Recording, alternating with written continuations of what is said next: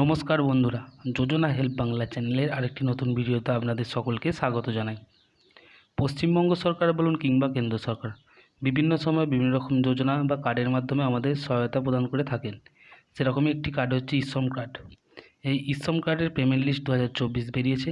আপনার নাম আছে কিনা চেক করে নিন। আর যদি ইশ্রম কার্ড আবেদন না করে থাকেন তাহলে আবেদন কিভাবে করবেন এবং পেমেন্ট লিস্ট কিভাবে চেক করবেন তা সম্পূর্ণ বিস্তারিত জেনে নিন আজকের এই ভিডিও থেকে। ইশ্রম কার্ড 2024-এর নতুন তালিকা প্রকাশ করা হয়েছে। সুবিধাভোগীরা এবার অফিসিয়াল ওয়েবসাইটে গিয়ে তালিকা দেখে নিতে পারবেন। ভারতের দরিদ্র এবং দুর্বল শ্রেণীর জন্য পরিচালিত একটি কল্যাণমূলক প্রকল্প হচ্ছে এই ইশ্রম কার্ড। এর সাহায্যে কেন্দ্রীয় সরকার প্রদত্ত সমস্ত সুবিধা ও প্রকল্পের সুবিধা দেওয়া হয়। কিভাবে ইশ্রম কার্ডের জন্য আবেদন করবেন এবং আপনি এই ইশ্রম কার্ডের সুবিধা নেওয়ার যোগ্য কিনা তা জেনে নিন আজকের এই ভিডিওতে। ইশ্রম কার্ড করলে আপনি কী কী সুবিধা পাবেন? এই স্কিমে লোকেদের আবাসন প্রকল্পের জন্য তহবিল দেওয়া হবে। ইশ্রম কার্ডধারীদের প্রতি মাসে 1000 টাকা আর্থিক সহায়তা দেওয়া হবে। ইশ্রম কার্ডধারীরা প্রত্যেকে 2 লক্ষ টাকা করে স্বাস্থ্য বিমা পাবেন। ভবিষ্যতে ইশ্রম কার্ডধারীরা পেনশনের সুবিধা পাবেন। কেন্দ্রীয় সরকার এবং রাজ্য সরকারের সমস্ত সুযোগ সুবিধাও দেওয়া হবে। গর্ভবতী মহিলারাও সন্তান লালন পালনের জন্য পর্যাপ্ত সুযোগ সুবিধা পাবেন। এই ইশ্রম কার্ডের জন্য কী কী ডকুমেন্টস লাগবে?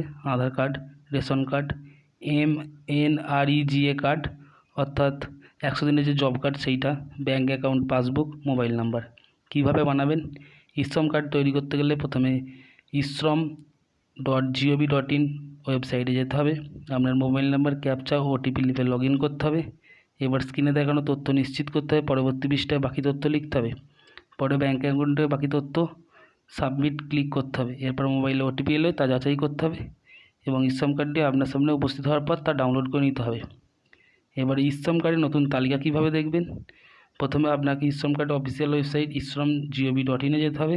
সেখানে ইশ্রম কার্ড নিউ লিস্ট 2024 বিকল্পে ক্লিক করতে হবে। এরপর আপনার সামনে একটি নতুন পেজ খুলবে। সেই নতুন পৃষ্ঠায় আপনাকে ইশ্রম কার্ডের সঙ্গে লিঙ্ক করা মোবাইল নাম্বার লিখতে হবে। এরপর সার্চ অপশানে ক্লিক করতে হবে এবং ইশ্রম কার্ড নিউ লিস্ট 2024 আবার সামনে খুলবে, যেখানে আপনি আপনার নাম দেখতে পারবেন। ইশ্রম কার্ডের পেমেন্ট লিস্ট 2024 কীভাবে দেখবেন? ইশ্রম কার্ড পেমেন্ট লিস্ট 2024 দেখতে হলে অফিসিয়াল ওয়েবসাইটে যেতে হবে। এরপর ওয়েবসাইটে হোম পেজ খুলবে। ইশ্রম কার্ড পেমেন্ট লিস্ট 2024-এ ক্লিক করুন। ইশ্রম কার্ড পেমেন্ট লিস্ট 2024 আপনার সামনে ওপেন হবে এবং সেখানে আপনি আপনার সমস্ত নথি পেয়ে যাবেন। তো বন্ধুরা, এই ছিল ইশ্রম কার্ড সংক্রান্ত আপডেট।